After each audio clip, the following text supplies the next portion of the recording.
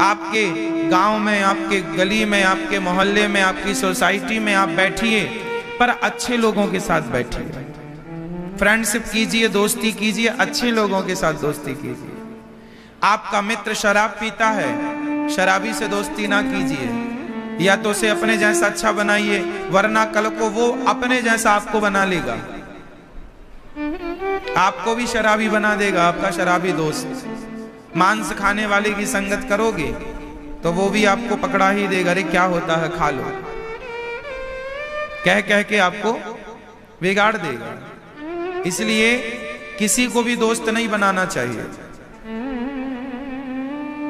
किसी को भी अपनी सखी नहीं बनानी चाहिए, सहेली नहीं बनानी चाहिए। जो लड़की ठीक ठीक रास्ते पर चल रही है उसे तो सहेली बनाओ, पर जो लड़की गलत रास्ते पर है, यदि आपने उसे सहेली बना लिया तो वो अपने जैसा आपको बनाने की पूरी कोशिश करेगी, खुद बिगड़ जाएगी और आपको भी बिगाड़ेगी। इसलिए संगति, दोस्ती अच्छे लोगों से, समझदार लोगों से। इसलिए कहता हूं, ये दास अनिरुद्ध को ही अपना दोस्त मान लीजिए, ये दास अनिरुद्ध को ही अपना मित्र मान लीजिए, अपना भाई मान लीजिए, और जो हम कहा करते हैं उस पर थोड़ा अमल कर लीजिए कि अच्छा हमारी बातों पर अमल करने से आपका कोई नुकसान नहीं है, होगा तो सिर्फ फायदा होगा। इसलिए YouTube पर वो सारे समझदार लोग, 87 लाख लोगों ने अपने आप को जोड़ रखा है। YouTube पर जो दास अनिरुद्ध, YouTube पर अनिरुद्धाचार्य नाम का चैनल है, 87,51,000 लोग जुड़े हैं। आप भी यदि अपने आप को नहीं जोड़े तो निकाल लीजिए फटाफट। अच्छा सुनिए, श्री नारद जी महाराज ने खूब भगवत चिंतन किया। उसी में जब उनकी माँ भगवत धाम को गई सांप के डसने से, फिर उनका संस्कार इत्यादि करके वह जंगल गए, खूब भगवत चिंतन किया। इस जन्म में नहीं, जब शरीर पूरा हुआ तो नेक्स्ट जन्म उनका नारद जी का ब्रह्मा जी के पुत्र के रूप में प्राप्त हुआ। ब्रह्मा जी के पुत्र बनकर के नारद जी आए। वो दासी पुत्र, नारद जी की पूर्व कहानी है ये, पहले दासी पुत्र थे। आप कुछ भी हो, आपके श्रेष्ठ कर्मों से, आपकी संगति से आप और हम भी ब्रह्मा पुत्र बन सकते हैं, यदि हम में कर्म श्रेष्ठ हैं हमारे। तो कोई बड़ी बात नहीं है, बड़े बड़े पदों में जाना बड़ी बात नहीं है, बस अपने को उस काबिल बनाना बड़ी बात है। पद का प्राप्त हो जाना बड़ा नहीं है मेरी मां, उस पद के योग्य पहले आप बने तो सही। वो धीरता, वो धीर वीर गंभीर आप बने तो सही, तब आप उस श्रेष्ठ पद पर जाएं, पहुंचे, कोई आपत्ति नहीं। इसलिए श्री सुखदेव भगवान जब नारद जी ने व्यास जी को अपनी कथा सुनाई और कहा भागवत जी लिखो, तब व्यास जी ने भागवत जी लिखना शुरू किया। कहां से शुरू किया भागवत जी? महाभारत के युद्ध से। महाभारत का युद्ध अपने आप में बहुत बड़ी यूनिवर्सिटी है। महाभारत का जो पावन चरित्र है वह हम सबके लिए वो ज्ञान दे सकता है। इस धरती में से कोई यूनिवर्सिटी नहीं है जो हमें वो सिखाए जो महाभारत सिखा सकता है, वो कोई नहीं सिखा सकता। अपने आप में महाभारत की प्रत्येक कथा बहुत कुछ सिखाती है। क्या क्या सिखाती है? आओ, भगवान में विश्वास करना महाभारत सिखाता है। बताओ कैसे? मैया, ओ मेरी माँ, नींद आ रही है? बताओ, महाभारत भगवान में विश्वास करना कैसे सिखाता है? बताओ। अर्जुन के पास दो विकल्प थे, या तो अर्जुन श्री कृष्ण को मांग लें, या तो अर्जुन नारायणी सेना को मांग लें। दुर्योधन के पास भी विकल्प है। भगवान ने कहा एक तरफ मैं रहूंगा, एक तरफ मेरी नारायणी सेना, मैं किसी भी पक्ष से युद्ध नहीं करूंगा, अब मांग लो जो मांगना है। दुर्योधन के मन में आया कि निहत्थे कृष्ण का हम करेंगे क्या? भगवान ने पहला मौका किसे दिया मांगने का? अर्जुन को। अर्जुन से कहा मांग लो। अर्जुन ने कहा प्रभु क्या है, आपको ही मांगता हूं आपसे, आप मेरे पक्ष में रहिए, मेरे साथ रहिए। दुर्योधन बड़ा प्रसन्न हो गया, बड़ा प्रसन्न हो गया। अच्छा, अब आप कहेंगे कि भगवान ने पहला अधिकार अर्जुन को क्यों दिया? अरे अर्जुन को भगवान की जरूरत होती तो वो वहीं लड़ जाता कि नहीं हमें सेना वेना नहीं चाहिए, हमें कृष्ण चाहिए, तो फिर विचार किया जाता। लेकिन उसको तो खुशी हुई कि नारायणी सेना मिल गई, हमें कृष्ण का क्या करेंगे, ये तो निहत्था है, कोई अस्त्र शस्त्र तो ये उठाएंगे नहीं, तो हमारे किस काम के। तो दुर्योधन को लगा हम सेना को ही ले लें, और उन्होंने सेना मांगना ही अपने आप में उचित समझा। परिणाम,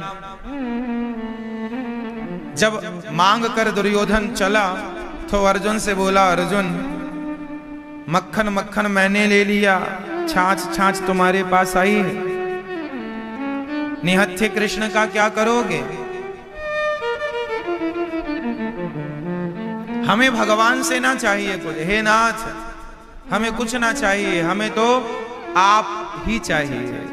और छोटे से बच्चे को जब वो रोने में आता है तो आप कोई भी खिलौना दीजिए, वो खिलौनों में नहीं मानता, कितनी भी टॉफियां दीजिए वो नहीं मानता, फिर उसे अंत में अपनी माँ ही चाहिए होती है। जब वो माँ के लिए रोता है तो फिर वो खिलौने और टॉफियों में नहीं ठहरता, उसे माँ चाहिए, माँ के लिए रोएगा।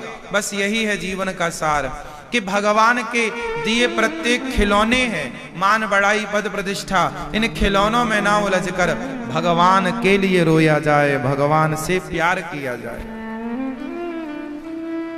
भगवान का बना जाए, भगवान ही हमारे हैं, मेरे तो गिरधर गोपाल दूसरो ना कोई। तो ये महाभारत का पहला सब्जेक्ट है, मांगना। तो आज से हम भगवान से क्या मांगेंगे? भगवान से तो नहीं मांगोगे, हे भगवान बहू के बेटा दे दो, हे भगवान ये दे दो, ये सब तो हो ही जाएगा। एक बात कंठस्थ कर लो मेरी माँ, जो भाग्य में है वो मिलके रहेगा। बेटा बेटी, मान बढ़ाई, पद प्रतिष्ठा, पैसा, ये भाग्य की चीजें हैं, ये है तो कहीं नहीं जाने वाली। जितना धन आपके भाग्य में है वो मिलेगा। हाँ, कर्म करते रहिएगा, प्रयास करते रहिएगा, अपना कर्म ना छोड़िएगा। कर्मण्यवादी का रास्ते भगवान कह रहे हैं, तुम्हारे भाग्य का भी तुम्हें तब ही मिलेगा जब तुम कर्मशील बनोगे। जंगल का राजा कौन? जंगल का राजा शेर है, लेकिन शेर को भी एक बात समझनी पड़ती है, शेर जंगल का राजा है, इसका अर्थ ये नहीं कि हिरन उसके सामने आके बैठ जाए, शेर भैया खा लो हमें। शेर जंगल का राजा है, इसका मतलब ये नहीं कि राजा हो गया मैं, ए हिरन यहां आ जाओ, ऐसा नहीं होता जंगल में। भले तुम जंगल के राजा हो, पर शिकार करने के लिए तुम्हें पूरी कोशिश करनी पड़ेगी, पूरी प्लानिंग करनी पड़ेगी, तब तुम जंगल के राजा हो। भले राजा हो, पर पेट भरने के लिए तुम्हें कर्म करना पड़ेगा। तो कर्म किए बिना शेर का पेट नहीं भरता, तो कर्म किए बिना हमारा और आपका पेट कैसे भरेगा? तो कर्म तो हमें करना ही है। राजा भी है, सफल व्यक्ति भी कर्म करना छोड़ दे तो वो असफल हो जाएगा 1 साल के अंदर। सफल व्यक्ति बिल गेट्स भी काम करना छोड़ दे, टाटा बिरला अडानी अंबानी सोचें कि अब बहुत धन है, क्या करें काम करने की, तो अभी टॉप 10 में इनका नाम है, तो आने वाले समय में ये टॉप 10 की लिस्ट से हट जाएंगे यदि काम छोड़ देंगे। तो भले ये अमीर हैं, आपको अपना जिस पद पर आप हैं उसे बनाए रखने के लिए आपको कर्म करना ही पड़ेगा, काम करना पड़ेगा। आप भले राजा हैं, पर कर्म के बिना आप ज्यादा दिन तक राजपद पर नहीं रह सकते। कर्म ही श्रेष्ठ चीज है, पर कर्म कैसा हो? धर्म से जुड़ा हुआ कर्म हो, भगवान से जुड़ा हुआ कर्म हो, ठीक है ना? इसलिए कर्म जरूरी है, पर कर्म को धर्म से जोड़ना चाहिए। अच्छा बताओ, कर्म बड़ा है कि धर्म बड़ा है? जोर से, जोर से। कर्म बड़ा है या धर्म बड़ा है? क्या कर्म बड़ा है या धर्म? कर्म बड़ा है, हाथ उठा के बताइए कितने लोग मानते हैं इस बात को कि कर्म बड़ा है। चलो अब नीचे, अब धर्म बड़ा है, ये कितने लोग मानते हैं? ठीक है, पास वो लोग हुए जो धर्म को बड़ा मानते हैं, क्योंकि धर्म बड़ा है। कर्म तो सब कुछ कर्म ही है। शराबी शराब पी रहा है, वो अपना कर्म कर रहा है। जुआड़ी जुआ खेल रहा है, वो अपना कर्म। जुआ खेलने वाला भी अपना कर्म कर रहा है, शराब पीने वाला भी अपना कर्म कर रहा है, दूध पीने वाला भी अपना कर्म कर रहा है, किसान भी अपना कर्म कर रहा है, वैश्या भी अपना कर्म कर रही है। तो कर्म तो सब कुछ हो रहा है, जो कुछ हो रहा है वो सब कर्म ही लोग कर रहे हैं। लेकिन जो कर्म धर्म से जुड़ जाता है, धर्म ये कहता है ये कर्म करने लायक है, ये कर्म करने लायक नहीं है, शराब पीने लायक नहीं है, दूध पीने लायक है, कौन सा कर्म करें कौन सा ना करें। इसलिए जो कर्म करने योग्य हैं वही कर्म करना चाहिए। ये ज्ञान होता तो वो कभी भी ऐसी गंदी सोच ना रखता अपने मन में, क्योंकि धर्म बताता है कि सब हमारे हैं। हर नारी को हमें माँ की दृष्टि से, बहन और बेटी की दृष्टि से देखना चाहिए। ये कौन बताता है? जिसको धर्म का ज्ञान है वो ही तो मानेगा कि ये हमारी माँ है, ये हमारी बहन है, ये हमारी बेटी है। जिसे धर्म का ज्ञान नहीं है वो तो हर समय हर व्यक्ति को गलत निगाहों से देखे। इसलिए धर्म का ज्ञान होना आवश्यक नहीं, अति आवश्यक। इसलिए कर्म बड़ा है, अपनी जगह कर्म बड़ा है, पर कर्म से बड़ा धर्म है। कर्म बड़ा तब माना जाएगा जब वो कर्म धर्म से जुड़ा हुआ हो। धर्म से नहीं जुड़ेगा तो वो कर्म श्रेष्ठ नहीं माना जाएगा। वो कर्म, आप गलत काम करने लगे और कहें नहीं जी हम तो कर्म को श्रेष्ठ मानते हैं, तो आपका किया कर्म श्रेष्ठ कैसे हो जाएगा? इसलिए पहले उसे धर्म की कसौटी में कसना पड़ेगा। समझ में आ रही है बात? तो भगवान से दुर्योधन ने मांगा, भगवान को अर्जुन ने मांगा। इसलिए भगवान श्री कृष्ण कहते हैं कि जो मुझे मानते हैं, मांगते हैं, मैं उनका सदा के लिए हो जाया करता हूं। इसलिए महाभारत में जीत अर्जुन की हुई। अच्छा, भगवान अपने भक्तों का पक्ष लेते हैं। महाभारत में कितनी बार ऐसी जगह आई जहां भगवान ने अर्जुन का पूरा पक्ष लिया। एक बार तो दिन को रात कर दिया था, शाम कर दिया था, जयद्रथ के वध के समय पर। जयद्रथ के द्वारा अभिमन्यु चक्रव्यूह में फंस गए। गुरु द्रोणाचार्य ने व्यूह की रचना की और वहां पर बहुत सारे योद्धा, सारथी, सबने मिलकर के अभिमन्यु का वध कर दिया। सबने मिलकर के मारा, जबकि उसमें यह नियम था कि एक योद्धा से एक ही योद्धा युद्ध करेगा, पर उन्होंने इस मर्यादा का उल्लंघन कर दिया, जिसके कारण अभिमन्यु मारा गया।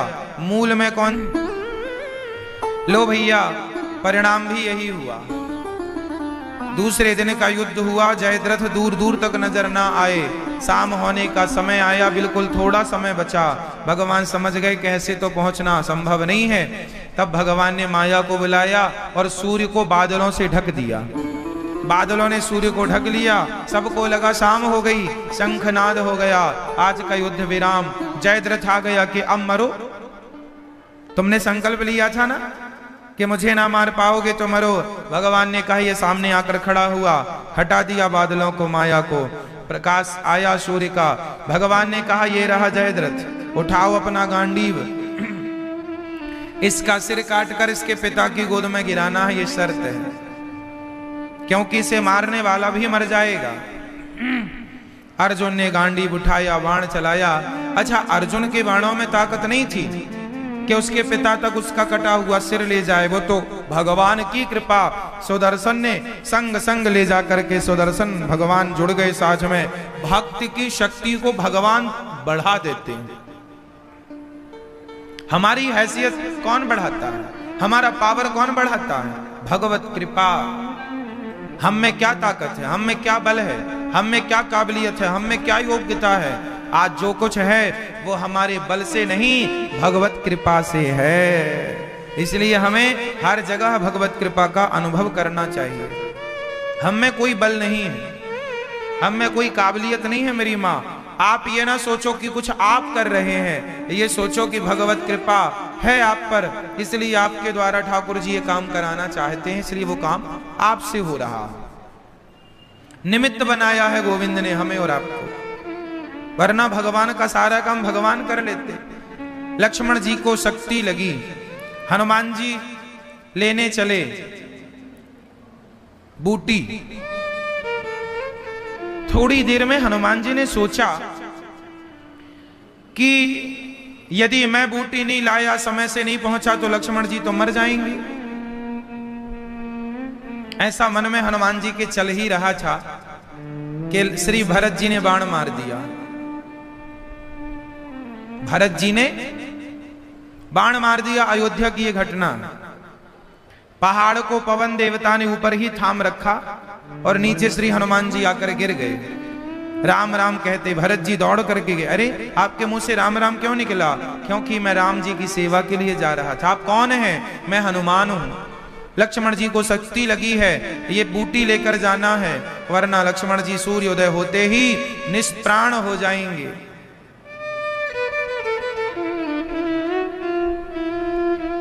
भरत जी ने कहा हनुमान जी थोड़ा सा जल पी लो, थोड़ा विश्राम कर लो। हनुमान जी बोले नहीं, हमें जल्दी पहुंचना है, हम लेट हो रहे हैं। भरत जी ने कहा हनुमान, सूर्य की इतनी ताकत कहां कि वो लक्ष्मण के प्राण बचने के पहले निकल आए। चिंता ना करो, आप विश्राम करो थोड़ा सा। माता उर्मिला आ गई, आपके पति के प्राण संकट में हैं, जल्दी जाना है वरना निकल जाएंगे सूर्य, तो प्राण चले जाएंगे। माता उर्मिला ने कहा कि मेरे पति के प्राण निकल जाएंगे? सूर्य भगवान में इतनी ताकत कब से आ गई? सूर्य में इतना बल कब से आ गया कि हनुमान जी आपके पहुंचे बिना सूर्य निकल आए? यह सूर्य की ताकत नहीं है। पतिव्रता नारी कह दे कि सूर्य नहीं निकलेगा तो नहीं निकलेगा। हनुमान जी समझ गए। हमें लग रहा था कि हम प्राण बचा रहे हैं लक्ष्मण जी के, लेकिन सच्ची बात तो यह है कि सूर्य भी तब ही निकलेंगे जब प्राण बच जाएंगे। हनुमान जी लेट हो जाएंगे तो सूर्य भी लेट हो जाएंगे आज, क्योंकि ये सृष्टि भगवान के हाथ में है। सब ही नचावत राम गोसाई। इसलिए हनुमान जी को जो ये लगा कि मेरे बिना क्या होगा, ना प्रभु, हनुमान जी राम जी का काम ना हनुमान जी करते हैं, राम जी का काम ना अंगद जी करते हैं। राम स्वयं अपना कार्य जिससे कराना चाहे उसे निमित्त बनाकर अपना कार्य स्वयं करा लेते हैं। वो हनुमान जी को निमित्त बना देते हैं, वो अंगद जी को निमित्त बना देते हैं, वो हमें निमित्त बना देते हैं, वो आपको निमित्त बना देते हैं। भगवान के कार्य को भगवान ही करते हैं, उनके कार्य को ना हम कर सकते हैं, ना आप कर सकते हैं। वह निमित्त हमें और आपको बनाए, ये भगवत कृपा है कि उन्होंने हनुमान जी को चुना, उन्होंने श्री अंगद जी को चुना, उन्होंने सुग्रीव जी को चुना, उन्होंने ये दास अनिरुद्ध को चुना। आप भी वृंदावन आते हैं, आप भी गौरी गोपाल आश्रम में चल रही सेवाओं से जुड़ते हैं, तो ईश्वर आपको भी चुनते हैं कि आप भी उन वृद्ध माताओं और अन्य क्षेत्र के लिए आप भी अपना कुछ धन जो बने आपसे दीजिए। तो आपको भी भगवान कृपा करके जोड़ रहे हैं, यह भी तो भगवत कृपा ही है। बिना कृपा के सेवा से जुड़ जाएं, ये बिना कृपा के संभव नहीं है। इसलिए कृपा चाहिए, कृपा चाहिए, बिना कृपा के नहीं। तो भगवान का कार्य कौन करता है मेरी मां? कौन करता है? भगवान का कार्य स्वयं भगवान ही करते हैं। वो किसी को क्या बना देते हैं? निमित्त बना दे। इसलिए आप अभिमान ना किया करो, हमने ऐसा किया, हमने नहीं किया, हमसे ठाकुर जी ने कराया है। हमसे गोविंद ने कराया है, हमने नहीं किया। करते हो तुम कन्हैया, मेरा नाम हो रहा है, मेरा आपकी कृपा से सब काम हो रहा। करते कराते भगवान है, निमित्त बनाते रहते। अच्छा, अब भगवान श्री, अब मैं महाभारत का दूसरा सब्जेक्ट खोल रहा हूं। महाभारत में एक सब्जेक्ट है, एक विषय है कि जब माता गांधारी के 99 बच्चे मर गए, तब माता गांधारी ने कहा कि 100वां दुर्योधन की भी जंघा टूट गई भीम भैया की गदा से। तब गांधारी ने आरोप किस पर लगाया? मेरे 100 बेटे मर गए। गांधारी ने कहा मेरे 100 बेटे मर गए, तो 100 बेटे की मृत्यु का गांधारी ने जिम्मेदार किसे ठहराया था? जोर से कौन जिम्मेदार ठहरा? किसे ठहराया? भगवान श्री कृष्ण को। अब मुझे आपसे उत्तर चाहिए, गांधारी के 100 बेटे मर गए, क्या गांधारी कह रही हैं कि जिम्मेदार कन्हैया आप हैं? आप बताओ, क्या जिम्मेदार भगवान थे? बोलो। यही है समाज का दोष। आदमी अपनी गलती खुद करता है, अपने कारण से ही अपना नुकसान करता है और आरोप उस पर लगाता है, तुम्हारे कारण ऐसा हो गया। व्यक्ति कभी अपने आप को कारण मानता ही नहीं, अपनी गलती व्यक्ति नहीं मानता कि मैंने गलती की, कारण अपने को नहीं मानता। जैसे आप लोग भी कोई गलती करते हैं तो कई बार आपको भी लगता है नहीं हमने कोई गलती नहीं की। गलती नहीं की तो अच्छी बात है, पर गलती की है तो उसे स्वीकार कर लेने में कोई अपराध भी नहीं है। क्यों जी? सही है। इसलिए माता गांधारी ने श्राप दे दिया, कन्हैया जैसे हमारा वंश आपस में लड़कर मर गया, आपका वंश भी आपस में लड़के मर जाएगा, आपका वंश भी आपस में लड़के मर जाएगा, ऐसा श्राप दे दिया। व्यक्ति अपनी गलतियां नहीं देखता, अपने गिरेबान में झांक कर हम नहीं देखते कि हम कैसे हैं। बुरा जो देखन मैं चला, बुरा ना मिलिया। एक बात बता दूं मेरी मां, जो व्यक्ति दूसरे की बुराई देखता है वो स्वयं बुरा है, इसलिए दूसरे की बुराई देखता है। स्वयं बुरा नहीं होगा तो दूसरे की बुराई कभी नहीं देखेगा। इसलिए बुरा जो देखन मैं चला, बुरा ना मिलिया कोई, जो दिल खोजा आपुना, हमसे बुरा ना कोई। सबसे बुरा कौन है? हम स्वयं बुरे हैं, पर हम बुराई दूसरों पर थोपते रहते हैं। जैसे माता गांधारी है, माता गांधारी ने तो श्राप तक दे दिया। अब उन्होंने आंखों में पट्टी जो बांध रखी है ना, उन्होंने कभी ये सोचा कि आंखों में पट्टी बांधने की क्या जरूरत? अच्छा मुझे बताइए कि किसी का पति अंधा हो तो क्या पत्नी भी आंखों में पट्टी बांध ले? क्या ये समझदारी है? बोलो। नहीं। अरे पति अंधा है तो पत्नी को अपने पति की आंख बन जाना चाहिए था, उसका सहारा बन जाना चाहिए था। ये छोड़ी कि पति अंधा है तो आप भी अंधी हो जाएं, ये समाधान नहीं था। पर माता गांधारी को कौन जाए समझाने? आंखों की पट्टी उतारी है मां ने, ऐसा नहीं कि उतारी ना हो। कब उतारी है बताओ? माता गांधारी ने एक बार अपनी आंखों की पट्टी उतारी है। गांधारी ने आंखों की पट्टी उतारी तो है, पर दुष्ट दुर्योधन को बचाने के लिए, काश द्रौपदी की लाज बचाने के लिए मां गांधारी ने पट्टी उतारी होती तो ये महाभारत ही ना होता, ये विनाश ही ना होता। ये विनाश क्यों होता? इसलिए समझ की बातें हैं,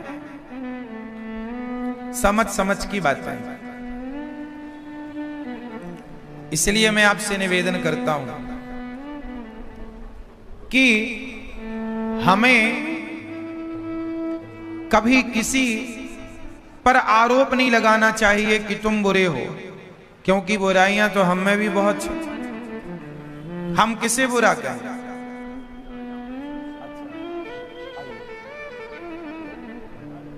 क्या नाम है आपका? कहाँ से आए हैं? स्वागत। आप भैया मोहित जी हैं, मैया हैं, अमृतसर से आए हैं आप लोग? अमृतसर से। आपने वृद्ध माताओं के लिए कमरा बनवा करके उनके माताओं के रहने की व्यवस्था कराई है। आपके लिए सुंदर तालियां। भगवान आपको सदा सुखी रखे।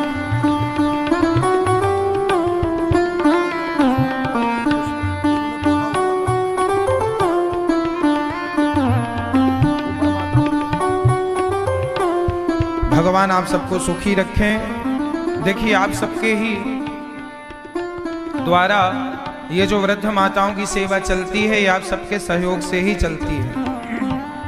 यहाँ हमारी वृद्ध माताएं रहती हैं, जिनके बच्चे सेवा नहीं करते, वो माता यहाँ रहती हैं। बच्चे घर से निकाल देते हैं, परेशान करते हैं, कुछ बहुएं कुछ बेटे, तब माताएं यहाँ रहती हैं और ये दास अनिरुद्ध सेवा करता है। तो आप भी इन माताओं के लिए कुछ सोचिएगा, यदि आपको ईश्वर ने सोचने लायक बनाया है तो आप भी अपना योगदान सहयोग कर सकते हैं, जिस लायक आप हैं। प्रिय भक्तों,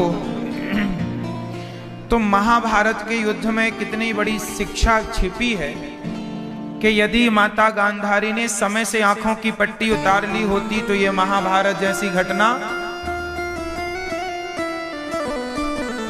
इसलिए कुछ माँ बाप ऐसे होते हैं जो पुत्र मोह में पड़ जाते हैं। बेटा भले गलती करे, बेटा भले गलत हो, पर माँ बाप उसी बेटे का पक्ष लेते चलते हैं। इसी को कहते हैं पुत्र मोह। धृतराष्ट्र पुत्र मोह में ऐसे पड़ गए थे कि वो पुत्र के आगे भूल गए थे कि मैं राजा भी हूं, मुझे प्रजा के साथ न्याय करना है। अरे पुत्र मोह में इतने उलझ गए धृतराष्ट्र जी महाराज कि उन्होंने अपनी बहू के साथ भरी सभा में उनका अपमान सहते रहे। क्या रोक, उस समय राजा धृतराष्ट्र थे, राजा के सामने उनकी खुद की बहू के कपड़े उतारे जा रहे हैं, और ये ऐसे राजा हैं कि वो न्याय ना दे सके। क्यों ना दे सके? क्योंकि पुत्र मोह में पड़े हुए थे ये राजा। इसलिए मोह इतना ना हो, इसलिए मोह इतना ना हो।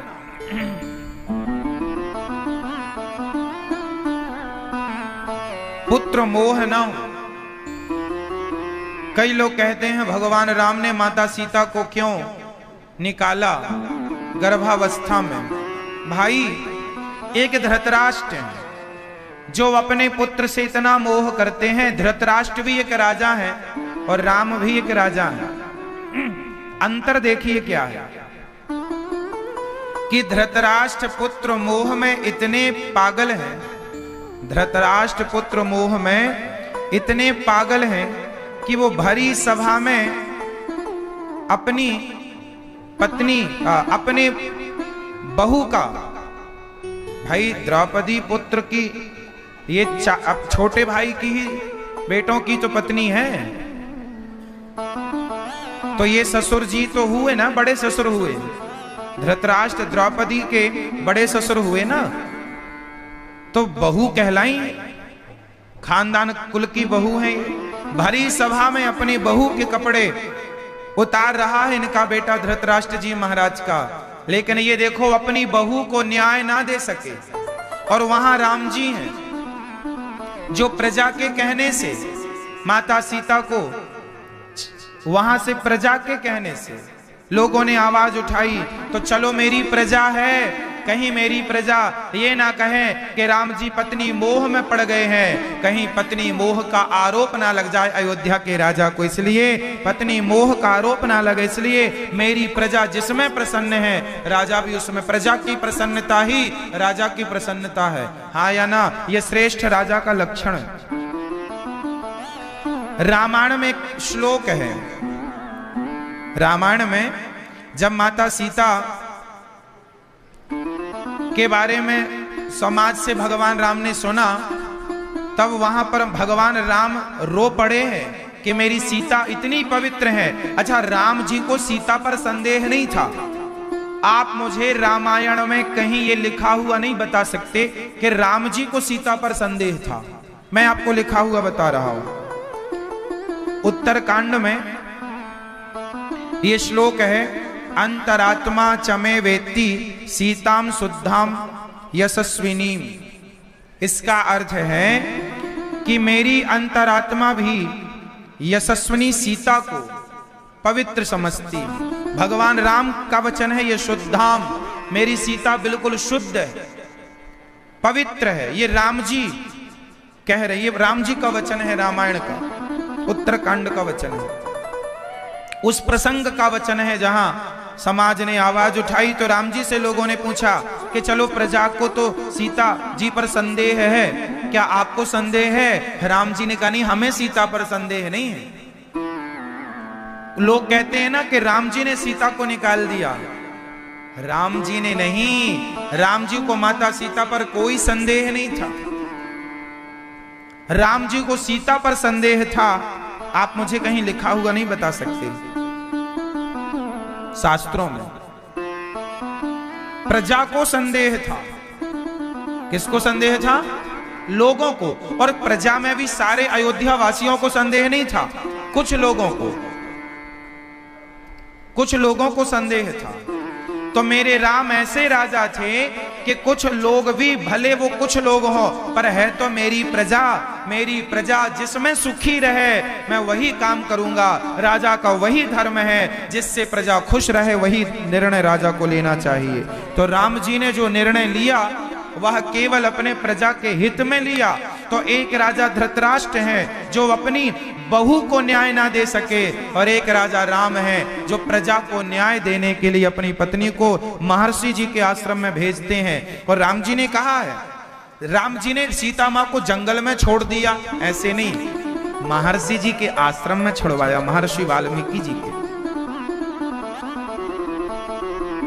ऐसे नहीं कि जंगल में छोड़ दिया हो, नहीं, कहा है राम जी ने, लक्ष्मण जी जाओ, वहां पर आश्रम है, आश्रम के पास में, वहां पर छोड़ देना। इसलिए जो लोग समझते नहीं हैं वो कुछ भी टीका टिप्पणी राम जी पर करते रहते हैं, बिना विवेक की बातें। इसलिए मेरी मां, शास्त्रों को बहुत गहराई गंभीरता से समझने की जरूरत पड़ती है। इसलिए हमारे यहां पुस्तक पढ़ के कोई ज्ञानी नहीं हो सकता। पुस्तक पढ़ के आप इतिहास जान सकते हैं। आप चले जाइए लाइब्रेरी में, पुस्तकालयों में, खूब इतिहास की पुस्तकें पढ़ लीजिए। इतिहास का ज्ञान तो पुस्तकों से हो सकता है, पर शास्त्रों का ज्ञान केवल पुस्तकें पढ़ने से नहीं, गुरु चरणों में बैठकर अध्ययन करने से ही होगा। उसका सही अर्थ तभी लगेगा। वरना आप पुस्तकें अपने मनमाने ढंग से पढ़ेंगे तो आपको लगेगा ये गलत है, ये गलत है, ये हटाते चलो, ये हटाते चलो, क्योंकि आप मनमाने ढंग से पढ़ रहे हैं। इसलिए धृतराष्ट्र भी राजा हैं, राम भी राजा है, पर दोनों के राजा होने में जमीन आसमान का क्या है मेरी मां? अंतर। धृतराष्ट्र जी के राज्य में खुद की बहू को न्याय नहीं मिलता, और राम जी के राज्य में एक कथा मिलती है कि एक कुत्ते को भी न्याय दिया है भगवान राम ने। एक कुत्ता, एक भिखारी जा रहा था, तो भिखारी को देखकर कुत्ता भौंकने लगा। यह बात लिखी है रामायण में। कुत्ते ने भिखारी को देखकर भौंकना स्टार्ट किया, तो भिखारी ने एक डंडा, एक लाठी कुत्ते को मार दी। कुत्ते के पांव में लगा, कुत्ता लंगड़ाता हुआ राम जी के दरबार में पहुंच गया। राम जी ने कहा, क्या हुआ, लंगड़ा क्यों रहे हो? हे राम, मुझे न्याय चाहिए। क्या हो गया आपके साथ? बोले, मैं वो भिखारी को देखकर भौंक रहा था, उसने मुझे लाठी मार दी, मैंने उसे काटा नहीं और उसने मुझे दंड दे दिया। राम जी ने तुरंत भिखारी को बुलवाया, यहां आया। क्यों, तुमने इसे लाठी मारी है? हाँ महाराज, मारा है। क्या इसने तुम्हें काटा है? नहीं काटा। कुत्ता बोला मेरा तो काम ही भौंकना है, मैं तो काम ही भौंकने का करता हूं, इन्होंने लाठी क्यों मारी? राम जी ने कहा अच्छा तू ही बता इसे कौन सा दंड दे दें, इसे कौन सा दंड दे दें? भगवान राम ने कहा कुत्ता तुम ही बताओ इसे कौन सा दंड दें, इसने लाठी मारी है, तुम्हें मारी है, तो तुम ही न्याय करो भाई, हम खड़े हैं, बताओ तुम कौन जो दंड कहोगे इसे देंगे। तो कुत्ते ने कहा इसे फलानी जगह का नेता बना दो। राम जी ने कहा कुत्ता तुमने ये कैसा न्याय किया, वो तो भिखारी था, अब नेता बन गया तो वो तो खौर चकाचक जिंदगी जिएगा। कुत्ता बोला नहीं प्रभु मैं जानता हूं, मैं भी वहीं का नेता था पहले, जब ये वहां के नेता बनेंगे तो प्रजा का खूब पैसा खाएंगे, और जब प्रजा का पैसा खाएंगे, गलत करेंगे लोगों के साथ, तो उसी पाप के कारण यह भी कुत्ता बनेंगे अगली बार, और जब बनेंगे तो इसे जब कोई लाठी मारेगा तब मेरा हिसाब किताब चुक जाएगा। ये न्याय रामायण में, ये पूरी रामायण में चर्चा है इस विषय की। कहने का तात्पर्य यह हुआ कि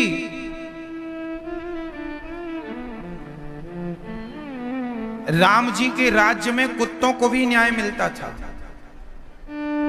और ये धृतराष्ट्र जी महाराज जी का राज्य है जहां खुद की बहू को न्याय नहीं है, भरी सभा में निर्वस्त्र किया जा रहा है, धृतराष्ट्र तमाशा देख रहे हैं जबकि वो राजा है।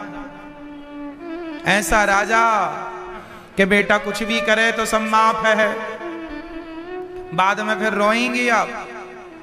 तो बाप को ना धृतराष्ट्र होना चाहिए, ना बाप को मां को गांधारी होना चाहिए, गांधारी जैसी मां भी ना हो। अब आंखों में पट्टी बंदी ये संस्कार दिए होते मां गांधारी ने तो ये दिन भी क्यों देखने पड़ते। इसलिए गांधारी जैसी मां भी ना चाहिए, और धृतराष्ट्र जैसा बाप भी ना चाहिए, और धृतराष्ट्र जैसा राजा भी ना चाहिए। तो आप कहीं धृतराष्ट्र तो नहीं हैं, आप कहीं गांधारी तो नहीं हैं, आपके बच्चे गलत कर रहे हैं, आप कहीं सुनकर इग्नोर तो नहीं कर रहे हैं। आप जरा विचार कर लीजिएगा, गृहस्थी चलाने के लिए समझ की जरूरत होती है। बच्चे कहां जा रहे हैं, किस रास्ते पर चल पड़े हैं, माँ बाप की नजरें, माँ बाप का पूरा ध्यान बच्चों पर होना चाहिए। नहीं ध्यान रखोगे तो बच्चे रास्ता भटक जाएंगे, जब भटक जाएंगे तब आप रोएंगे। इसलिए समय रहते सही संस्कार दे दो, बाद में रोना नहीं पड़ेगा। बाद में रोने से अच्छा है समय पे जाग जाओ। क्यों जी, कहावत है प्यास लगेगी तब कुआं खोदेंगे क्या, या पहले से कुआं खोद के रखेंगे? तो पहले से तैयारी रखो, बच्चा बिगड़ जाए बाद में रोने से अच्छा पहले ही संस्कार दे के तैयार करो बच्चों को, बिगड़े ही ना। इसलिए महाभारत की ये पावन कथा बहुत कुछ सिखाती है। अच्छा, जब 99 कौरव मारे गए भीम भैया की गदा से, दुर्योधन की जंगा टूटी, तो वहां गुरु द्रोणाचार्य के पुत्र अश्वत्थामा आ गए, और अश्वत्थामा ने कहा मित्र बताओ मैं आपकी क्या मदद करूं, क्या सेवा करूं? कह दिया कि मैं पांडवों को मरा हुआ देखना चाहता हूं, इसलिए पांडवों को मार करके आप लाओ। जरूर लाएंगे। अश्वत्थामा चल पड़े, पर जिन पांडवों के रक्षक भगवान थे उन्हें कोई कैसे मार सकता है, इसलिए हमारा सबसे बड़ा सुरक्षा कवच हमारे भगवान ही हैं, इसलिए जमाने से ज्यादा विश्वास भगवान पे रखा करो। सबसे ज्यादा विश्वास किस पर होना चाहिए? भगवान पर। भगवान पर विश्वास करना सीखिए पूर्ण। अब चल पड़ा अश्वत्थामा द्रौपदी के 5 बच्चों को मारने, पांडवों को मारने, पर भगवान ने पांडवों को वहां से हटाकर दूसरी जगह ले गए। वहां द्रौपदी के 5 बच्चे आकर के सो गए। ये द्रौपदी के 5 बच्चे जब सोए तो अश्वत्थामा ने इन 5 को पांडव मान करके इन 5 को, द्रौपदी के 5 बच्चों का नाम था प्रतिविंध्य, सुत सौम, श्रुतकर्मा, शतानीक, सुत शयन। ये 5 बच्चे थे। 5 का सिर काट दिया अश्वत्थामा ने, 5 की हत्या कर दी और 5 का सिर लेकर चला। दुर्योधन ने देखा कि ये पांडव नहीं, ये तो पांडव पुत्र हैं। तुरंत दुर्योधन के प्राण निकल गए। इस बात पहले वो सुखी हुआ कि पांडव मर गए, फिर दुखी हुआ कि ये पांडव नहीं पुत्र हैं। सुख दुख की संधि में दुर्योधन की मृत्यु हो गई। अश्वत्थामा अब भागे भागे फिर रहे हैं।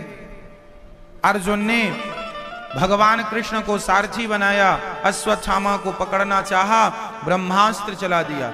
अच्छा, गलत आदमी के पास यदि पावर आ जाए तो वह उसका केवल दुरुपयोग करता है।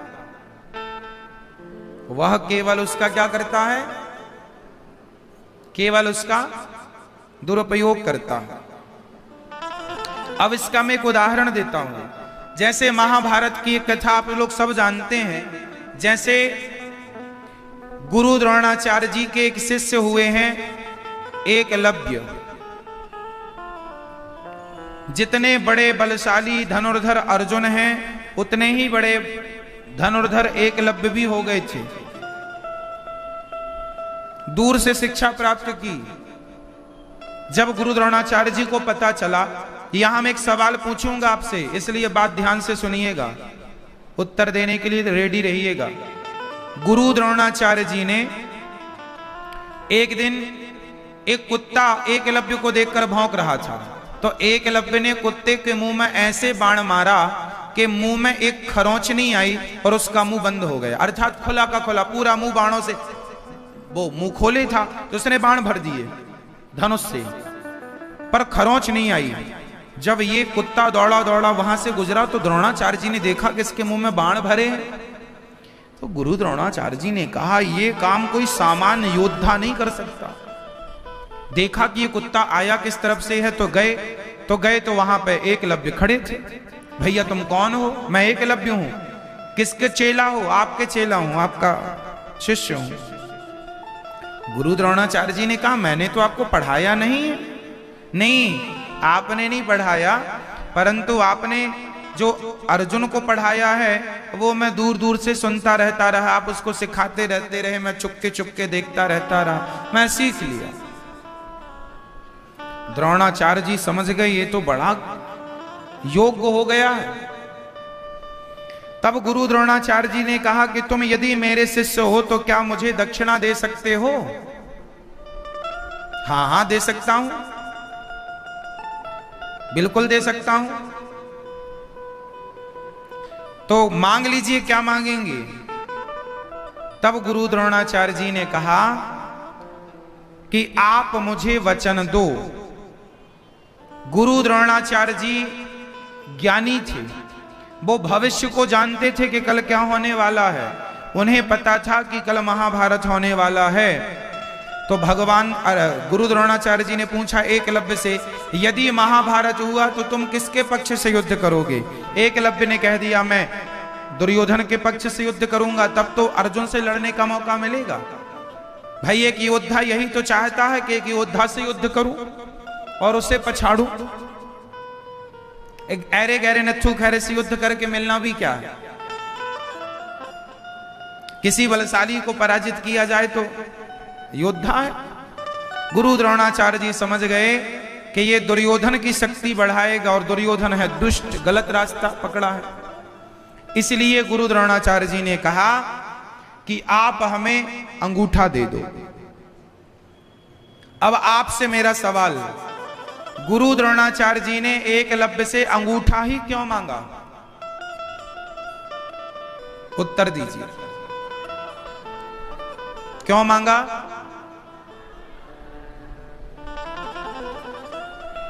क्योंकि वह युद्ध ना कर पाए, बाण ना चला पाए।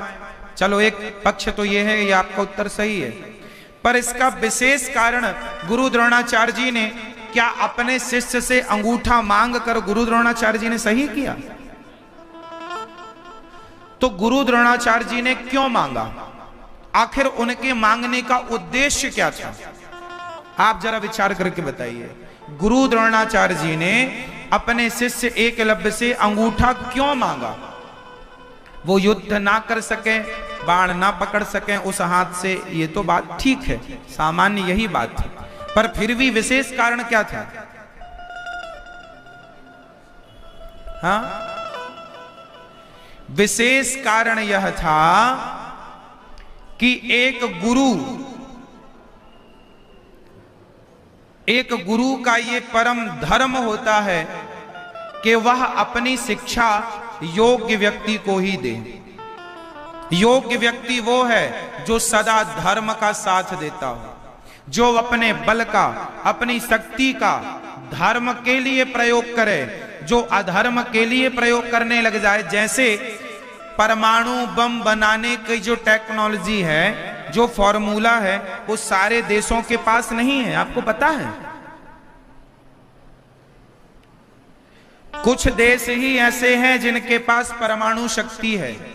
आज भी हमारी दुनिया में ऐसे बहुत देश हैं जिनके पास आज भी परमाणु शक्ति रखते थे कि कोई अयोग्य व्यक्ति के हाथ में ये ज्ञान ना लग जाए, वरना वो उसका गुरु द्रोणाचार्य जी ने एकलव्य से अंगूठा इसलिए मांगा क्योंकि ये शक्तिशाली हो तो गया है एकलव्य, लेकिन ये दुर्योधन के पक्ष से लड़ेगा तो अधर्म का साथ देने से अधर्म की ताकत और बढ़ जाएगी इसके जाने से, इसलिए अंगूठा मांग लिया। और अंगूठा मांगने का अर्थ ये नहीं कि आप काट के ही दो, बाद में काट के उन्होंने दिया, परंतु गुरु द्रोणाचार्य का कहने का तात्पर्य यह था कि बेटा तुम मुझे वचन दो कि तुम युद्ध नहीं करोगे किसी पक्ष से, ना पांडव ना कौरव। तब उसने कहा कि मैं आपका चेला हूं, मैं आपको वचन देता हूं मैं किसी पक्ष से युद्ध नहीं करूंगा, और विश्वास ना हो तो तुरंत अंगूठा काट के अपने से दे दिया। गुरु द्रोणाचार्य जी ने तो ये कहा था कि आप युद्ध मत करना। तब उसने कहा कि आपने तो हमसे हमारा अंगूठा ही मांग लिया। एक योद्धा को युद्ध से रोक दिया जाए तो यही तो हानि है उसकी सबसे बड़ी। इसलिए अयोग्य व्यक्ति, अच्छा वेद पुराण शास्त्र पढ़ने की परमिशन उनको है जो शास्त्र का सही अर्थ करें। इसलिए वेद पुराण भी पहले उन्हीं को पढ़ाया जाता था जो वेद पुराणों के सही अर्थ को समझने के लायक हो, कहीं इस अर्थ का अनर्थ ना कर दे।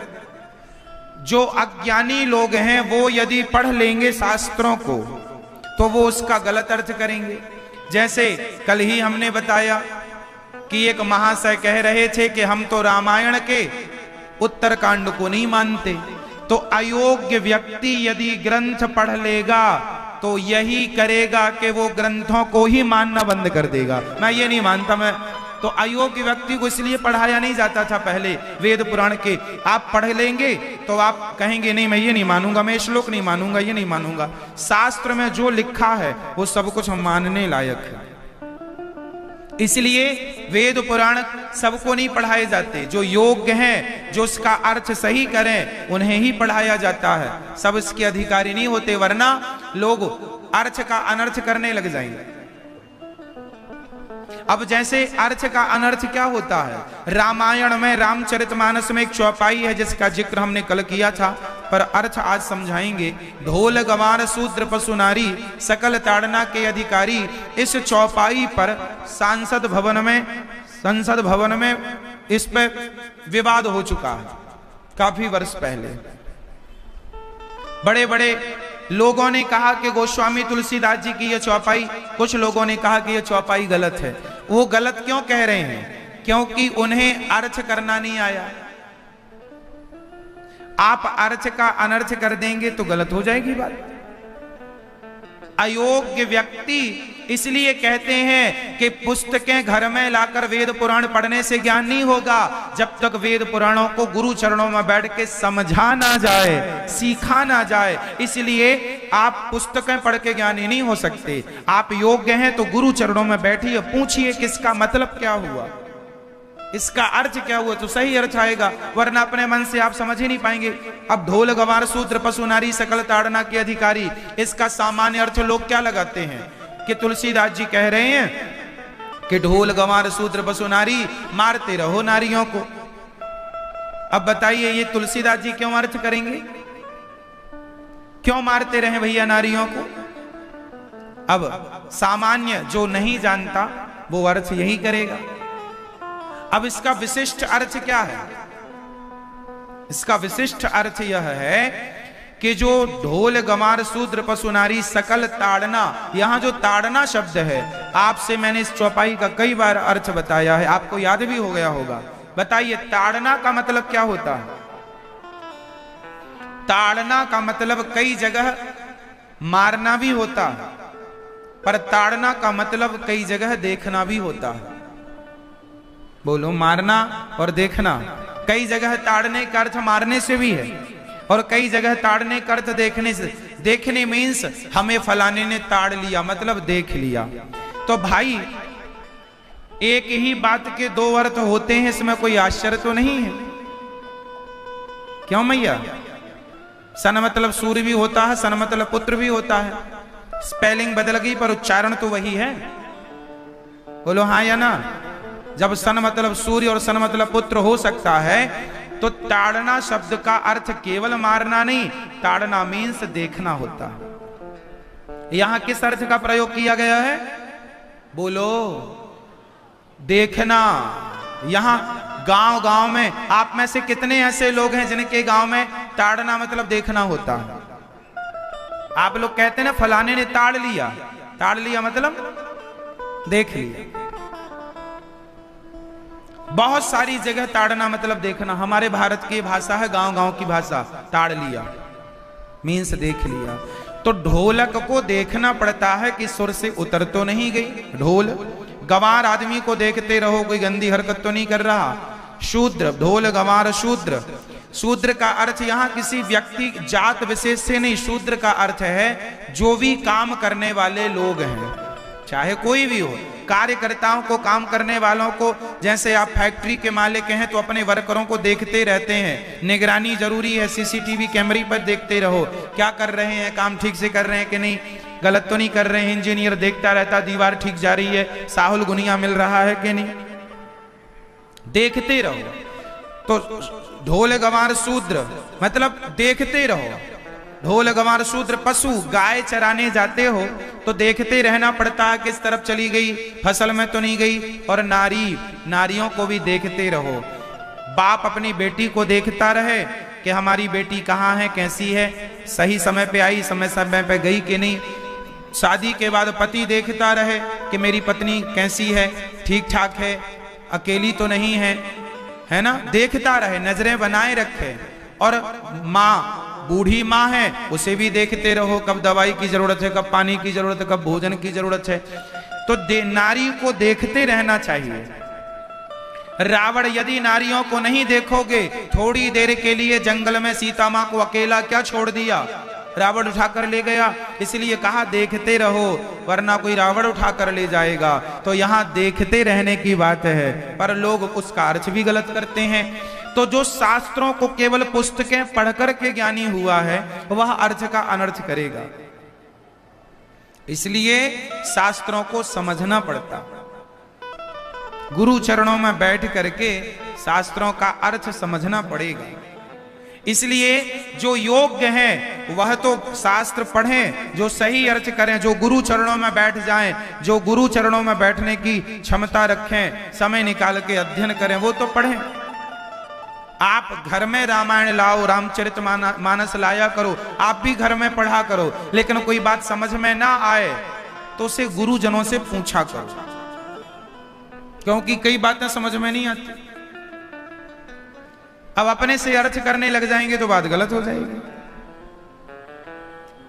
समझ रहे हैं आप लोग? तो द्रौपदी के 5 बच्चों को मार दिया, अश्वत्थामा भागा, ब्रह्मास्त्र चलाया। अच्छा देखो, दुर्योधन ये जो गुरु द्रोणाचार्य के पुत्र अश्वत्थामा, इनके पास ब्रह्मास्त्र था। अब गलत आदमी के पास ताकत थी तो जब चाहो ब्रह्मास्त्र चला देता था।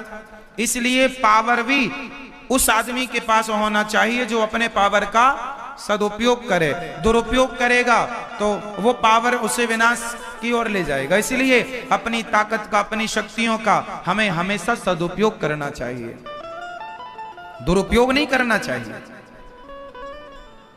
हाँ या ना? हमें उसका सदुपयोग करना चाहिए। इसलिए हमेशा सदुपयोग करना सीखो, दुरुपयोग ना हो हमसे किसी चीज का। अपनी ताकत का इस्तेमाल करो, अपने पावर का इस्तेमाल करो धर्म की रक्षा के लिए। इसलिए गुरु द्रोणाचार्य ने ना चाह करके भी एकलव्य से अंगूठा मांगा, क्योंकि वो जानते थे नहीं मांगूंगा ये दुर्योधन से हाथ मिला करके कल और बड़ी क्षति पहुंचाएगा देश को, इसलिए मांगना पड़ा, मजबूरी थी। ठीक है, योग्य व्यक्ति के पास तो सब कुछ हो।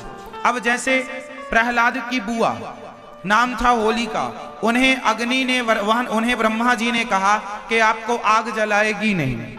उन्हें यह वरदान था कि आग नहीं जलाएगी।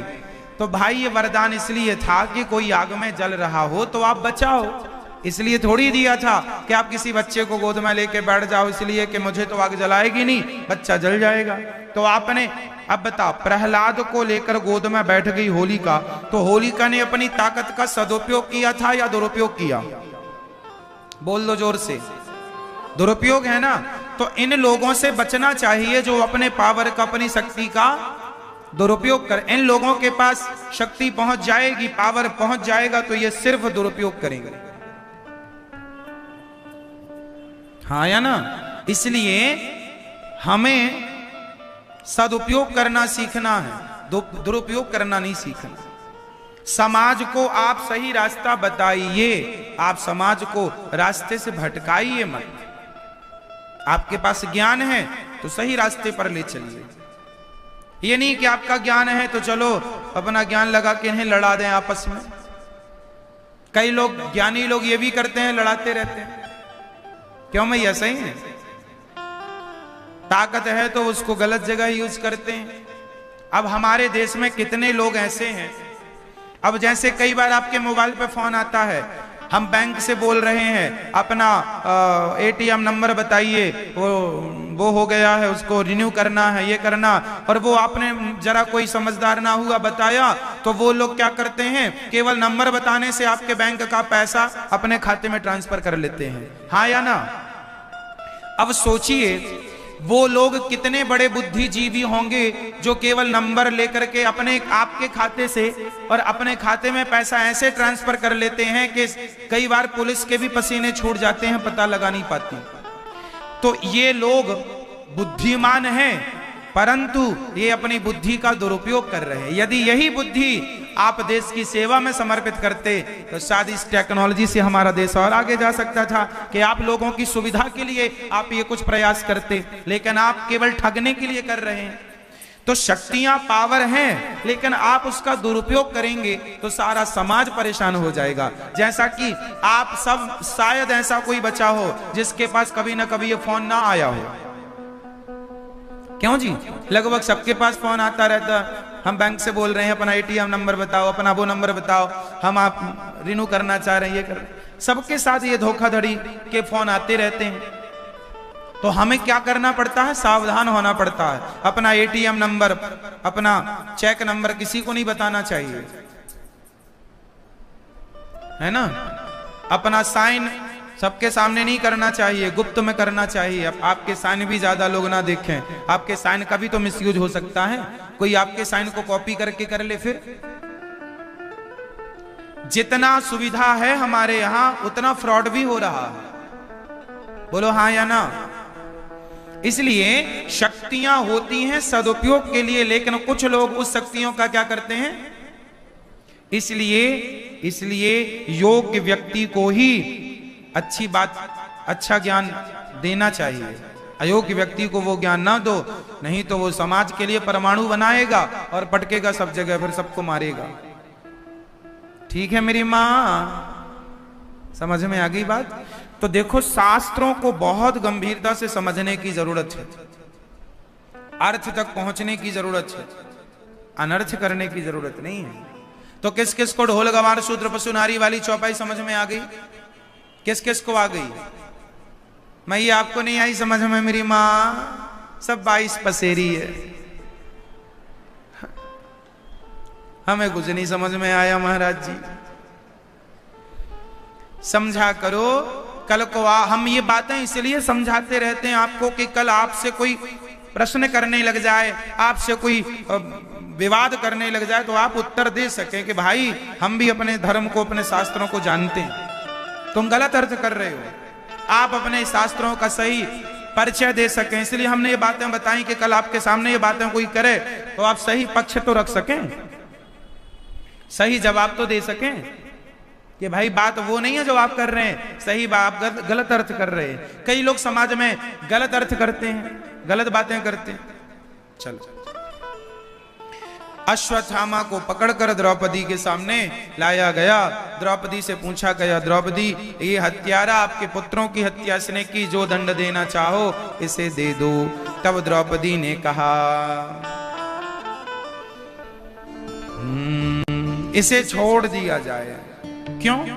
दया धर्म का मूल है, पाप मूल अभिमान, तुलसी दया न छोड़िए जब तक घट में प्राण।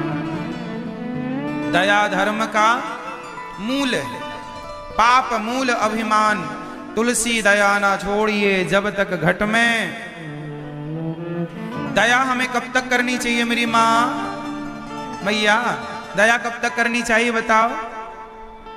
जब तक हम, बोलो, जीवित हैं। हम मर जाएंगे फिर हमसे थोड़ी कोई कहेगा दया करो। अरे जीते जी दया कर सकते हैं, इसलिए दया का भाव ना छोड़िएगा। दया ही धर्म का मूल है, जड़ है। दया करो, अच्छा होगा। दया सबके अंदर होनी चाहिए। आप लोगों के अंदर दया है? मैया आपके अंदर दया है? अंडा मुर्गी तो नहीं खाती हो? अंडा मुर्गी ना खाया करो। जो लोग मांस खाते हैं वो दयावान नहीं हो सकते। अरे मछली की हत्या कोई दयालु थोड़ी कर सकता है। निर्दयी व्यक्ति ही मछली मार सकता है, निर्दयी व्यक्ति ही मुर्गी को मार सकता है। जिसके अंदर दया है वो नहीं मार सकता। क्यों? सही है। इसलिए आप खाते हैं मछली? आप मुर्गी खाते हैं? मुर्गी खा ले, मछली नहीं खाते? अच्छा, मुर्गी खाते हैं। फिर आदमी भी खा लेते हैं? नहीं, केवल मुर्गी खाते हैं साहब। अच्छा, तो मछली खाना पाप है, मुर्गी खाना पाप नहीं है क्या? है? क्यों हत्या कर रहे हो भैया? कहां जाके भोगोगे अपने ये पाप? ये भी जरा समझते चलना। ये तुम्हारे पाप जो कर रहे हो ये कहां जाके भोगना पड़ेगा? कर्म दंड पितामह भीष्म को बाणों की सैया पर लेटना पड़ा। जब भीष्म पितामह जैसों को वो कर्म दंड भोगना पड़ा, सांप को फेंक दिया था कांटों के ढेर में पिछले जन्म में। जिसका दंड भोगना पड़ा कांटों की सैया सांप को दी तो इन्हें बाणों की सैया मिल गई। कर्म दंड पितामह जैसों को भोगना पड़ा। तो कर्म दंड मुर्गी आप खाएं, मछली आप खाएं, अंडा आप खाएं और बकरा यदि आप खाएं तो ये सब कर्म दंड भोगना तो पड़ेगा। इसलिए मेरी मां गलत ना हो, गलत काम ना हो, किसी जीव की हत्या ना हो। दया धर्म का मूल है। दया ना छोड़िए। दया हमारा आभूषण है। दया हमारी सुंदरता है। जिसके अंदर दया है वही सुंदर व्यक्ति है, जिसके अंदर दया नहीं है वो सुंदर नहीं। इसलिए किसी की हत्या करना, बताइए किसी की भी हत्या करना धर्म है या अधर्म है? सवाल आपसे सवाल कर लेते हैं, बताइए किसी की हत्या करना धर्म है या अधर्म है? अधर्म है। पाप है कि पुण्य है? तो आप क्यों करते हैं ये पाप? नहीं, आप कहेंगे कि नहीं हमने मुर्गी को मारा नहीं, हमें तो मरी मराई मिल गई थी तो पका के खा लिया। तो मरी तो आपके लिए ही मरी थी, दुकानदार थोड़ी अपने खाने के। भाई दुकानदार जो अपने खाने के लिए मारेगा वो दुकानदार को पाप लगेगा, आपके लिए मरी तो उसका पाप आपको लगेगा। भाई मरी तो आपके लिए ना, आप गए भैया मुर्गी देना, अब जो भी आप लोग बोलते हो भाषा में, तो वो तो पिंजरे में बंद करके रखता है मुर्गी, फिर जब आप जाते हैं ग्राहक बन करके तो आपके लिए निकाल के मार के दे देता है। तो हत्यारे तो आप ही कहलाए ना, क्योंकि आपके लिए मरी है वो। क्यों जी, सही है? नहीं तो वो तो पिंजरे में बंद थी। मारने वाला तो अपना गुजारा कर रहा है, उसे तो पाप लगेगा ही लगेगा। पर आप भी पाप से ये सोच के ना बचें कि नहीं जी हमने मारा नहीं है महाराज जी। भले नहीं मारा पर मारना, मरी आपके लिए है। क्यों जी, सही है? इसलिए किसी की हत्या करना केवल पाप है, केवल पाप। इसलिए ये पाप आप ना करें, यही आपके लिए हितकारी है। ना करें वो बहुत अच्छा है, करना अपराध हो जाएगा। इसलिए बचिए इस पाप से, वरना बहुत कष्ट भोगना पड़ेगा। साहब अभी तो खा लो, अभी तो अच्छा लग रहा है, पर आने वाले समय में बहुत बड़ा दंड मिल सकता है, मिलेगा ही मिलेगा। बचा कौन? कर्म दंड तो सबको भोगना पड़ेगा, मेरे मालिक की दुकान में सब लोगों का। अच्छा, द्रौपदी दयावान है, द्रौपदी का मां होए। अच्छा बताओ, इस संसार का सबसे बड़ा दुख क्या है? उत्तर दो। इस धरती का सबसे बड़ा दुख क्या है? भगवान को भूल जाना ही सबसे बड़ा दुख है। और सबसे बड़ा सुख क्या है? बोले भगवान का स्मरण बना है, यही सबसे सुखी व्यक्ति की पहचान है। हम भगवान का रोज स्मरण करें, भगवान को याद रखें, यही सुख है। और भूल जाना ही, इसलिए रोज कहा करो कि हे नाथ मैं आपको कभी भूलूं नहीं, भूलूं नहीं।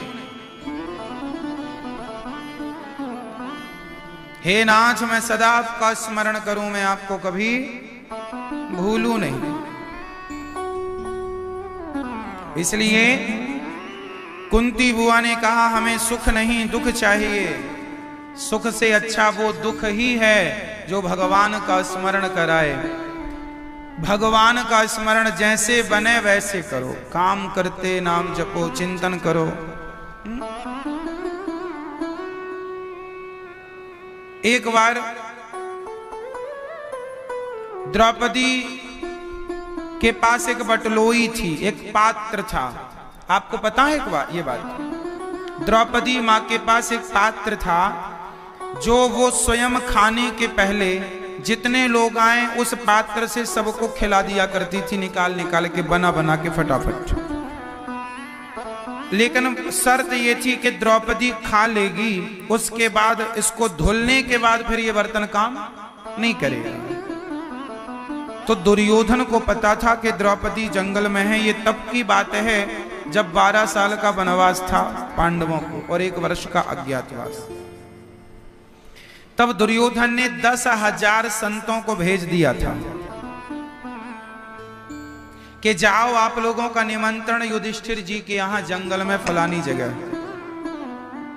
अब सारे संत चले, दुर्वासा ऋषि इत्यादि चले। उस समय पांडव भोजन करके, माता द्रौपदी भोजन करके और बर्तन धुल के, बटलोई को धुल के रख दिया। तब पहुंचे सारे साधु। अब साधु आए तो बाहर धर्मराज युधिष्ठिर बोले, आइए संत जी आइए। संतों ने कहा बड़ी भूख लगी है, भोजन कराओ। तो युधिष्ठिर जी को क्या लगा कि द्रौपदी ने अभी भोजन नहीं किया होगा, तो उन्होंने कह दिया कि आप बैठिए, हम भोजन की व्यवस्था करते हैं। संतों ने कहा हम लोग जब तक स्नान कर लेते हैं नदी में, आप भोजन की तैयारी करो। संत स्नान करने चले गए। धर्मराज युधिष्ठिर ने अंदर आकर देखा तो द्रौपदी खा पी के बढ़िया बैठी थी। अरे द्रौपदी, आपने भोजन कर लिया? हाँ, पटलोई भी धुल दी, पात्र भी धुल दिया। अरे 10,000 साधु आए हैं भोजन करने के, भोजन कैसे होगा? अब तो अन्न का एक दाना नहीं था। वो बटलोई बड़ी चमत्कारी बटलोई थी, जो कहते थे उससे प्रकट होता था। सूर्य भगवान ने प्रदान की थी वो बटलोई, पर तब तक काम करती थी जब तक द्रौपदी ना खा ले। अब खा चुकी तो काम करेगी नहीं आज के लिए, अब कल ही काम करेगी। अब 10,000 साधु बाहर खड़े हैं भोजन करना, और घर में अन्न का दाना नहीं है। तब द्रौपदी ने दोनों हाथ जोड़कर गोविंद को पुकारा, हे द्वारिकाधीश, हे श्याम सुंदर, हे गोविंद आओ। जैसे भरी सभा में आपने तब हमारी लाज बचाई थी, वस्त्र दे करके आज अन्न दे करके हमारी लाज बचाइए, वरना घर के दरवाजे से अतिथि भूखा चला जाएगा। गृहस्थों के लिए सबसे बड़ा पाप यही है कि हमारे दरवाजे से कोई भूखा चला गया, इससे बड़ा कोई पाप नहीं है गृहस्थों के लिए। गृहस्थ का सबसे बड़ा पाप यह है कि आपके द्वार से कोई भूखा चला जाए। इसलिए द्वार पे आए अतिथि को सदा भोजन के लिए कहा करो, पुकारा करो, बोला करो कि आइए आप प्रसाद पाइए। अब द्रौपदी ने जब हाथ जोड़ के कहा, हे गोविंद, हे द्वारिकाधीश, अब मेरा आपके सिवा कोई नहीं है सहारा। जंगल में अन्न की व्यवस्था कहां से करी जाए, और इतने जल्दी 10,000 साधुओं का भोजन भी तो नहीं बनाया जा सकता। अब द्रौपदी के पास एक ही ऑप्शन था, केवल कृष्ण को पुकारना, हे प्रभु रक्षा, हे द्वारिकाधीश रक्षा करो। तब द्रौपदी के पुकारने पर द्वारिका से द्वारिकाधीश द्रौपदी मां की कुटिया में पहुंच गए। और पहुंच करके भगवान ने कहा, बहन कैसे याद किया अपने भाई को? पांडवों को लगा प्रभु आप नहीं, आप यहां? हाँ, हमारी बहन ने बुलाया है। अच्छा, तो बहन ने बुलाया है तो आप बहन की मदद कीजिए, जरूर करेंगे। भगवान ने कहा, द्रौपदी बड़ी भूख लगी है, कुछ खिलाओ, तब आपकी बात कुछ सुने आज। द्रौपदी बोली, द्वारिकाधीश क्यों जले में नमक छिड़क रहे हो? खाने को होता तो हम आपको ही क्यों बुलाते? आज मुसीबत यही तो है कि घर में अन्न का दाना नहीं है और साधु बाहर भोजन के लिए स्नान कर रहे हैं नदी में। अब क्या करें? भगवान ने कहा, आपके पास तो बटलोई है, पर क्या करें, वो तो आज शक्ति खत्म उसकी, हमने खा लिया। भगवान ने कहा, अच्छा बटलोई कहाँ है, लाओ। भगवान ने बटलोई अपने हाथ में ली और देखा कि उसमें एक साग का पत्ता लगा हुआ था। शायद आज माता द्रौपदी ने बटलोई को ठीक से धुला नहीं।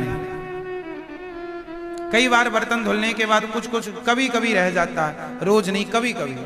शायद संयोग से आज भी बटलोई में द्रौपदी मां ने एक साग का तिनका छोड़ दिया। भगवान ने कहा, द्रौपदी आपने बटलोई धोई है, पर इसमें अभी कुछ बाकी है। क्या? बहुत ध्यान से भगवान ने उस पत्ते को निकाला। यूं साग का पत्ता था। आज कोई साग वाग बनाई होगी द्रौपदी ने, पालक वालक की, तो साग का एक पत्ता निकाला और भगवान श्री कृष्ण द्वारिकाधीश ने उस साग के पत्ते को अपने मुख में रखा और भगवान ने उस पत्ते को खाकर भगवान तृप्त हुए। तो आज ऐसे तृप्त हुए कि भगवान ने कहा, पूरी सृष्टि तृप्त हो जाए आज मेरे इस प्रसाद से। ज्यों भगवान ने वो पत्ता ग्रहण किया, तृप्त हुए, तो जो साधु स्नान कर रहे थे उन्होंने नहाते नहाते डकार आ गई। ऐसा लगा पेट भर गया। संतों ने कहा, ये आज क्या हो गया, बिना खाए पेट भर गया। पेट भरा भरा लग रहा।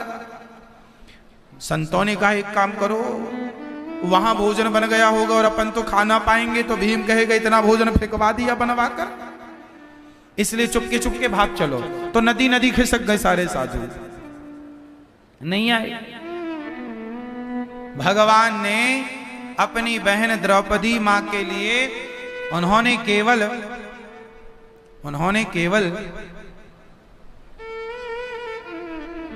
साड़ी बढ़ाई है, ऐसा नहीं है। बिना खाए भगवान ही हैं जो स्वयं खा लेते हैं तो त्रैलोक्य तृप्त हो जाता है। सुदामा के विषय पर भी ये बात आई है कि सुदामा के प्रसाद को ठाकुर जी ने जब ग्रहण किया था तो भगवान उस चावल से खुद नहीं, पूरा त्रैलोक्य देवी देवता भी तृप्त हो गए थे उस प्रसाद से। और ये द्रौपदी का ये सब्जेक्टिव प्रसंग, तो भगवान अपने भक्तों से कितना प्रेम करते हैं कि कोई सच्चे मन से पुकारे तो सही। तो कुंती बुआ वही कहती हैं, हे गोविंद, जब भरी सभा में आपने द्रौपदी की लाज बचाई और संत आ गए तब आपने पेट भर करके अपना सबको तृप्त किया, आपने बार बार लाज बचाई। अरे जीवन में जब जब दुख आया तब तब आप आए हैं, ऐसा सुख पाकर क्या करें कि उस सुख में आप ही ना आए। अच्छा तो वो दुख है, कम से कम आपका दर्शन तो कराता है वो दुख। इसलिए हमें सुख नहीं दुख चाहिए। भगवान ने कहा मां, अच्छा भगवान सब दे सकते हैं पर एक चीज नहीं दे सकते। बताओ भगवान क्या नहीं देते? मैया, ओ मेरी मां, बताओ मैया भगवान क्या नहीं देते? क्या नहीं देते? वो क्या है जो भगवान नहीं देते? जोर से, क्या है वो? क्या है वो? दुख। भगवान कभी किसी को दुख नहीं देते। फिर ये लोग संसार में चिल्लाते हैं हम बड़े दुखी हैं, भगवान ने बड़ा दुख दिया। भगवान ने किसी को दुख नहीं दिया। हर व्यक्ति अपने कर्म करके सुख या दुख प्राप्त करता है। बुरे कर्म करता है सो दुख, अच्छे कर्म करता है तो सुख। सुख और दुख दोनों क्या श्रेष्ठ है? अच्छा बताइए, भगवान किसी को सुख देते हैं या भगवान किसी को दुख देते हैं? क्या देते हैं भगवान?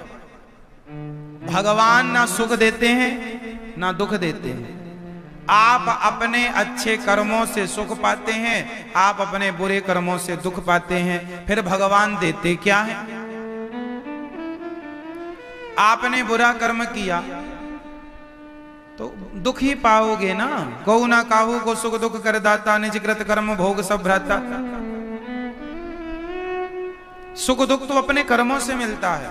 फिर भगवान क्या देते हैं? बोले भगवान वो देते हैं जो आपके कर्म भी आपको नहीं दे सकते। सुदामा के कर्म क्या सुदामा को 2 लोकों की संपत्ति दे सकते थे? बताओ। भगवान कृपा करके किसी भक्त में इतनी ताकत नहीं है कि वो भक्ति के बल पर भगवान को प्राप्त कर ले। अरे भक्ति के बल पर नहीं, भगवत कृपा के बल पर भगवान। तो भगवान क्या देते हैं? कृपा करके अपने आप को दे देते हैं। भगवान परम धाम दे देते हैं। जो भगवान दे सकते हैं वो कर्म भी नहीं दे सकता। इसलिए जो सुख दुख पा रहे हो ये कर्मों का फल है। भगवान जो देते हैं तो वो देते हैं जिसकी ना आपने ना हमने कोई कल्पना की है। भगवान जब देते हैं तो छप्पर हाड़ कर देते हैं। ये जो आप पा रहे हैं ये आपका कहीं ना कहीं आपका कर्म है। भगवान की देनगी अलग होती है। भगवान कृपा करके दें, आपका मन भगवान में। अच्छा एक बात बताओ, कोई धनवान व्यक्ति धन पाकर घमंडी हो जाए तो समझ लो कैसे इसके अच्छे कर्मों के बल पर तो धन मिल गया है, लेकिन भगवान ने इसे कुछ नहीं दिया। और कोई बहुत धन पाकर भी विनम्र बना रहे, सहज सरल बना रहे, समझ लेना कि भगवान ने इसे सब कुछ दे दिया। नम्रता दे दी, विनम्रता दे दी, इसके स्वभाव में मधुरता है। यही भगवान की देनगी। ये देते हैं भगवान। अब आप कहते हैं भगवान क्या देते हैं? भाई धन दौलत तो आदमी अपने कर्मों से प्राप्त करता है, लेकिन धन पाकर के भी आदमी के अंदर जो सहजता है, सरलता है, वो सरल स्वभाव भगवान के देने से ही मिलता है। वो सरल स्वभाव कोई कर्मों से नहीं मिलता। यही ईश्वर की कृपा मानना चाहिए। आपके अच्छे संस्कार ही आपके इस बात को स्पष्ट करते हैं। आपको बात बात में गुस्सा आता है, इसलिए समझना चाहिए कि आप पर भगवान की कृपा नहीं है, क्योंकि बात बात पर गुस्सा। अरे भगवान की जिन पर कृपा होती है उनका स्वभाव बदल जाता है। आम का सीजन जब आता है, जब पहला पानी आम पर पड़ता है ना, तो आम का रूप, रंग, स्वाद तीनों बदल जाता है। आम का रंग भी बदल जाता है और स्वाद भी बदल जाता है, और स्वभाव भी। कच्चा आम कठोर होता है, कड़ा, पक्का आम बिल्कुल दबाने से दबता है, कोमल हो जाता है। बदल गए ना? तो यही है कि जब मौसम बदला, पानी की बौछार पड़ी, तो आम कच्चा था, पक गया कि नहीं? यही मौसम की कृपा है। आम पर मौसम की कृपा ना हो तो बिना मौसम का आम तो अभी भी मिल रहा है, आप ले आओ बाजार से, लेकिन अभी के आम में वो स्वाद नहीं है जो मौसमी आम का स्वाद है। बोलो हाँ या ना? हाँ या ना? सही है। तो ये मौसम का आम, उसी प्रकार जब भगवान की कृपा रूपी बारिश जब होती है तो व्यक्ति का स्वभाव वैसे ही बदल जाता है जैसे आम का स्वभाव बदल जाता है। खट्टे से मीठा हो जाना, हरे से पीला हो जाना, कड़े से मुलायम हो जाना। जब आपके स्वभाव में नम्रता आ जाए, जब आपका क्रोध बिल्कुल शांत हो जाए, मन की उथल पुथल मिट जाए, मन शांत हो गया है, समझ लेना यही भगवान की कृपा से हुआ है। यही कृपा की बारिश है, यही कृपा का मौसम है, यही कृपा का सीजन आ गया। ये भगवत कृपा से संभव है। भाई इंसान तो सब हैं, आप सब इंसान हैं, लेकिन आप स्वरूप से इंसान हैं, स्वभाव से कम लोग ही इंसान होते हैं। क्यों मैया? भाई आदमी जैसा तो पुतला भी दिखता है, पर इंसान वही है। इंसान जैसे दिख रहा हो, लड़ता हो, झगड़ता हो, गालियां देता हो, केवल उल्टी बातें करता हो, वो इंसान होकर भी इंसान कहां है? अरे पूर्ण इंसान वही है जिसके अंदर क्षमा हो, दया हो, करुणा हो, प्रेम हो, गंभीरता हो। ये लक्षण होने चाहिए। ये लक्षण आज जिनमें हैं उन्हें समझ लेना कि भगवान की कृपा से प्राप्त हुआ है। धन तो कर्मों से मिल जाएगा, लेकिन स्वभाव में जो नम्रता है वह भगवत कृपा से ही मिलेगी। वो आप बाजार से नहीं ला सकते, वो कर्मों से नहीं ला सकते। तो ये कृपा, ठीक है मेरी माँ? तो माता कुंती ने कहा, हे नाथ हमें तो सुख नहीं दुख चाहिए। भगवान ने कहा, माँ भगवान सुख कभी किसी को दुखी नहीं करते। आप जो भोगते हैं अच्छा या बुरा वो आपके कर्मदंड होते हैं। क्यों मैया? सही है।